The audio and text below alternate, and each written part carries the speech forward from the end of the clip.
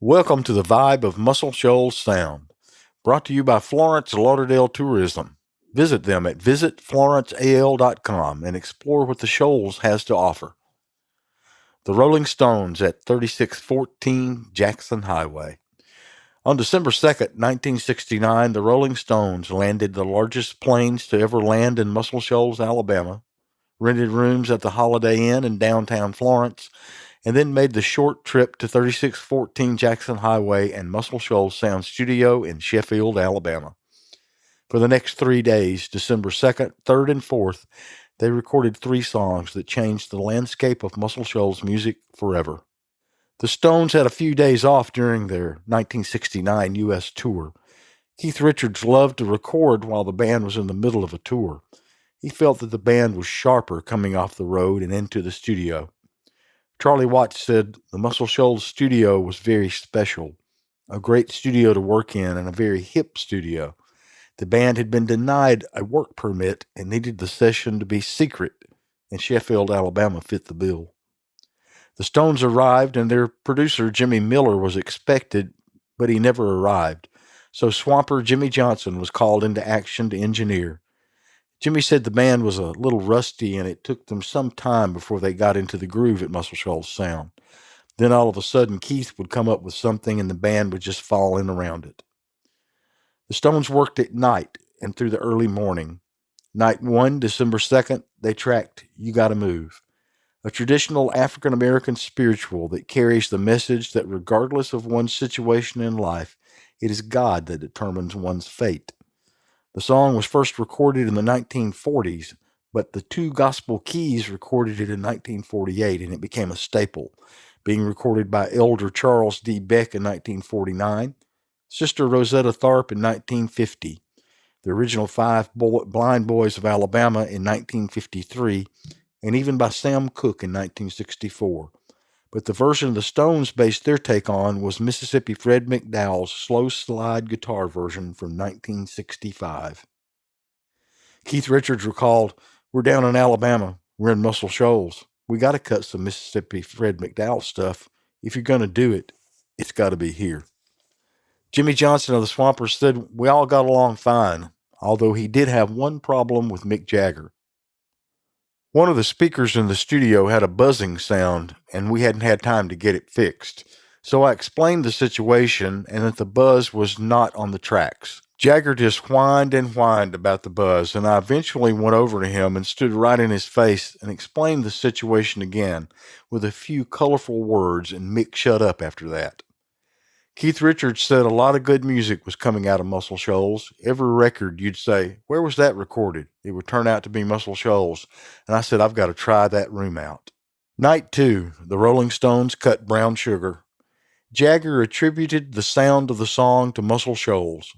The thing about Brown Sugar, it has this sound. It was quite distorted. It was pretty funky, and that was the whole idea of it. Keith said, "We knew we had one of the best things that we'd ever done. I thought it was one of the easiest and rockinest sessions that we'd ever done. These sessions were as vital to me as any I'd ever done. I mean, all the other stuff, Beggar's Banquet, Gimme Shelter, Street Fighting Man. But I'd always wondered if we had cut them at Muscle Shoals Sound, if they might have been just a little bit funkier." Brown Sugar would become the first single released off the Sticky Fingers album, and it went to number 1. The subject matter of the lyrics have always been controversial. The song's popularity overshadowed the taboo subjects in the song. Due to the ongoing legal issues with their previous label, Brown Sugar wasn't released until May of 1971, nearly a year and a half after it was recorded. But the song was debuted live 3 days after the track was cut at the infamous Altamont Motor Speedway concert. Night 3, the final night of the Muscle Shoals session, Wild Horses. Story 1.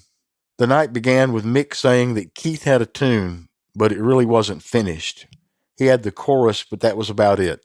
So most of the song was written on the spot, and that spot was the bathroom at Muscle Shoals Sound. Keith locked himself in the bathroom, which is in the tracking room, while he finished the lyrics and figured out the music. Keith had just had a son, Marlon, with his partner, Anita Pallenberg, and Wild Horses is a song about Keith not wanting to tour. Story number 2. As they started to run through the song, Ian Stewart, the Stones' longtime road manager and pianist, stood up from the old tack piano in the studio and started packing gear. Jagger said, "I assume we need a piano player." Jim Dickinson, the great instigator of so much American music, who had been invited to the sessions, started playing along with the song. Keith walked by and heard him playing and turned to have a word with Jagger, and Mick responded, "Well, just get him to play on it then." Jim Dickinson says in his outstanding autobiography, "I'm just dead, I'm not gone."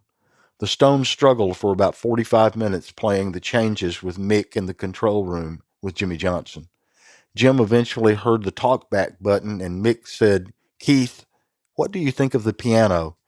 And Keith replied, "It's the only thing I like." Story number 3. After vocal overdubs were done, everyone met at the Holiday Inn restaurant for a farewell breakfast.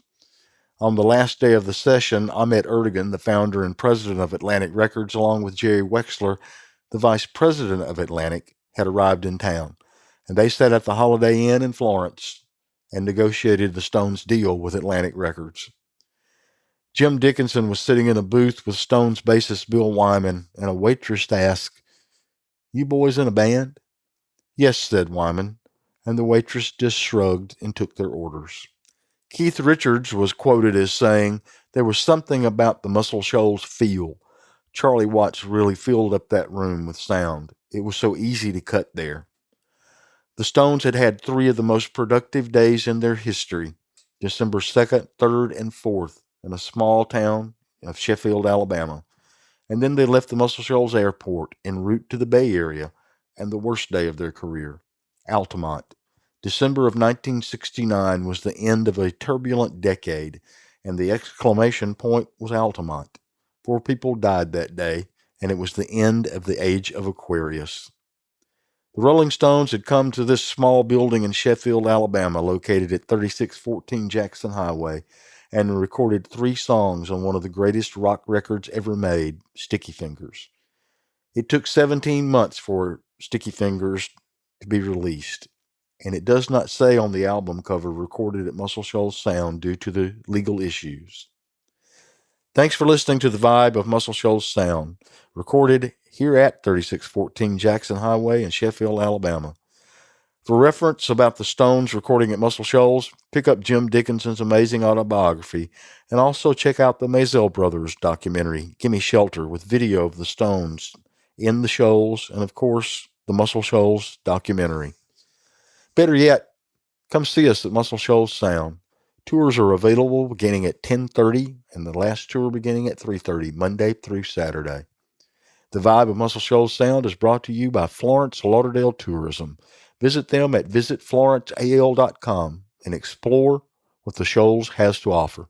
That's it for this episode of the Vibe of Muscle Shoals Sound. See you next time.